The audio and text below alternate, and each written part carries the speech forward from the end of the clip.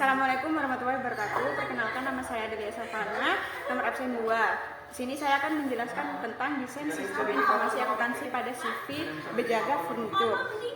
Sistem informasi akuntansi adalah sekumpulan sumber daya seperti manusia dan peralatan yang dirancang untuk mengubah data keuangan dan data lainnya menjadi informasi. Perusahaan CV Bejaga Furnitur merupakan perusahaan yang bergerak di bidang industri mebel pada awal tahun 2020. Perusahaan ini memproduksi produk mebel dan kerajinan dari kayu yang sudah diolah. Bahan diambil langsung dari Jepara. Produk yang dihasilkan akan didistribusikan ke skala nasional dan mancanegara. Struktur organisasi CV Bejaga Furnitur. Pimpinan penjualan pengiriman. 1.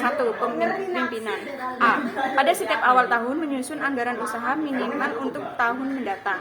B. Mengkoordinasikan, mengevaluasi, dan menilai kinerja karyawan di bawahnya. C. Menyetujui pengeluaran keuangan perusahaan dalam jumlah tertentu. 2. Bagian penjualan. A. Bertugas melakukan pencatatan transaksi keluar masuknya data keuangan dan bertanggung jawab atas pengeluaran untuk keperluan perusahaan.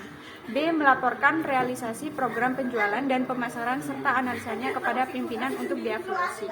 C. Melaporkan barang yang akan dibeli pelanggan ke staf gudang. 3. Bagian pengiriman. A. Melaksanakan pengiriman barang ke pelanggan. B. Mengecek daftar pengiriman dan kondisi. C. Melaporkan kekurangan pembayaran jika pembayarannya belum dilunasi atau kurang. Dokumentasi yang digunakan dalam sistem penjualan pada CV Bejaga Furnitur. 1. Faktur penjualan tunai. 2. Pita register kas. 3. Bukti setor bank.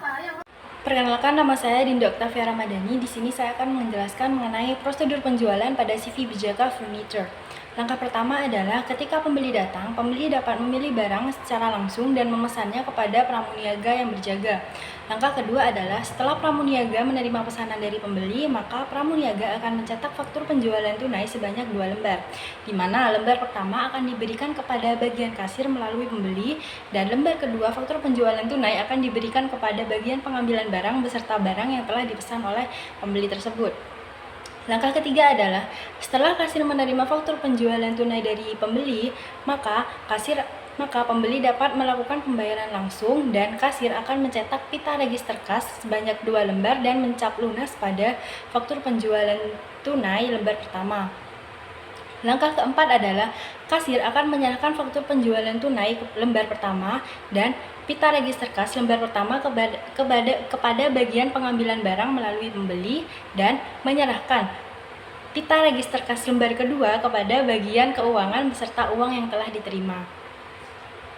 Langkah kelima, bagian pengambilan barang menerima faktur penjualan tunai lembar pertama dan pita register kas lembar pertama dari pembeli, kemudian mencocokkannya dengan faktur penjualan tunai lembar kedua dan barang yang telah diterima dari kasir sebelumnya.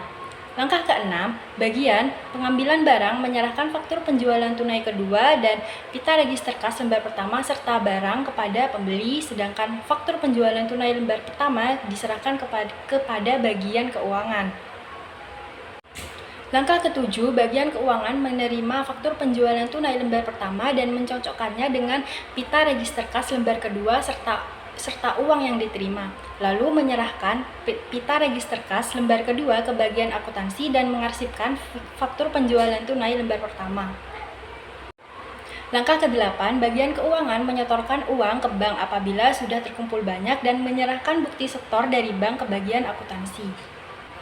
Langkah ke-9, bagian akuntansi menerima pita register kas lembar kedua dan bukti setor dari bagian keuangan dan mencocokkannya.